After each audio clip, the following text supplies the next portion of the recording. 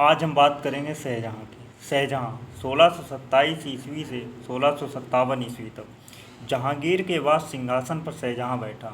जोधपुर के शासक मोटा राजा उदय सिंह की पुत्री जगत गोसाई के गर्भ से 5 जनवरी 1592 ईस्वी को खुर्रम शाहजहाँ का जन्म लाहौर में हुआ था।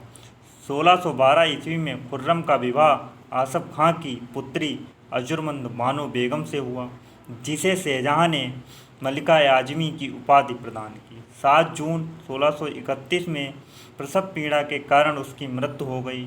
4 फरवरी 1628 ईस्वी को शाहजहाँ आगरा में अबुल मुजफ्फर साहिबुद्दीन मोहम्मद साहिब गिराने सानी की उपाधि प्राप्त कर सिंहासन पर बैठा। शाहजहाँ ने आसफ खां को वजीर पद एवं महावत खां को खान खाना की उपाधि प्रदान की।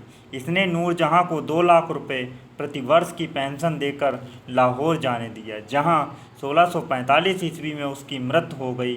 अपनी बेगम मुमताज महल की याद में शाहजहाँ ने ताजमहल का निर्माण आगरा में उसकी कब्र के ऊपर करवाया। उस्ताद ईसा ने ताजमहल की रूपरेखा तैयार की थी। ताजमहल का निर्माण करने वाला मुख्य स्पष्ट कलाकार उस्ताद अहमद लाहौरी था।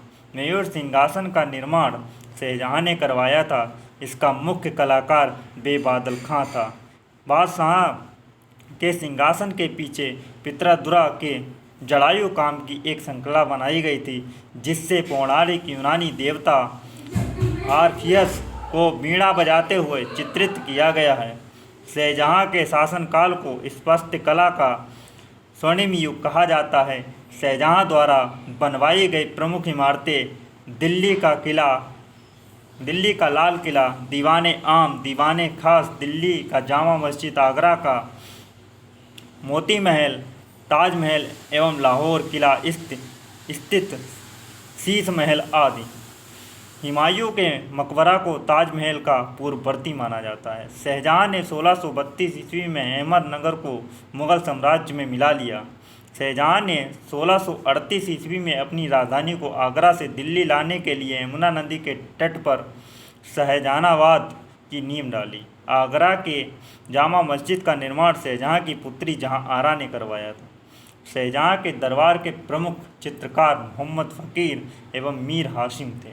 शाहजहाँ के दरबार में बंशीधर मिश्र एवं हरिनारायण मिश्र नाम के 2 संस्कृत के कवि थे। शाहजहाँ ने संगीत लाल खां को गुण समंदर की उपाधि एवं संगीतज्ञ जगन्नाथ को, जो हिंदी का कवि भी था, को महाकविराय की उपाधि से सम्मानित किया। शाहजहाँ के पुत्रों में दारा शिकोह सर्वाधिक विद्वान था, जिसने भगवत गीता, योग, वशिष्ठ उपनिषद एवं रामायण का अनुवाद फारसी में करवाया। इसने शरीय अकबर नाम से उपनिषदों का अनुवाद करवाया था। दारा शिकोह कादरी सिलसिले के मुल्ला साहब नकवी का शिष्य था। शाहजहाँ ने दिल्ली में एक कॉलेज का निर्माण एवं दारुल बका नामक कॉलेज की मरम्मत करवाई। सितंबर 1657 ईस्वी में शाहजहाँ के गंभीर रूप से बीमार पड़ने और मृत्यु का अफवाह फैलने के कारण उसके पुत्रों के बीच उत्तराधिकार का युद्ध प्रारंभ हुआ। उस समय सूजा बंगाल में था, मुराद गुजरात में और औरंगजेब ढक्कन में था।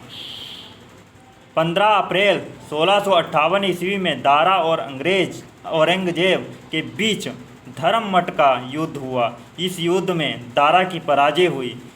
सामूगढ़ का युद्ध 29 मई 1658 ईस्वी को दारा एवं औरंगजेब के बीच हुआ। इस युद्ध में भी दारा की हार हुई। उत्तराधिकारी का अंतिम युद्ध देवराई की घाटी में मार्च 1659 ईस्वी को हुआ। इस युद्ध में दारा के पराजित होने पर उसे इस्लाम धर्म की अवहेलना करने के अपराध में 30 अगस्त 1659 ईस्वी को हत्या कर दी गई। दारा शिकोह ने अपना निर्वासित जीवन अलवर, राजस्थान के कंकवाड़ी किला में बिताया। इस किला का निर्माण जय सिंह द्वितीय ने किया था। शाह बुंदल इकबाल के रूप में दारा शिकोह जाना जाता है। 8 जून 1658 को औरंगजेब ने शाहजहाँ को बंदी बना लिया। आगरा के किले में अपने कैदी जीवन के 8वें वर्ष अर्थात 22 जनवरी 1666 को 74 वर्ष की अवस्था में शाहजहाँ की मृत्यु हो गई। ऐसे ही समाप्त होता शाहजहाँ।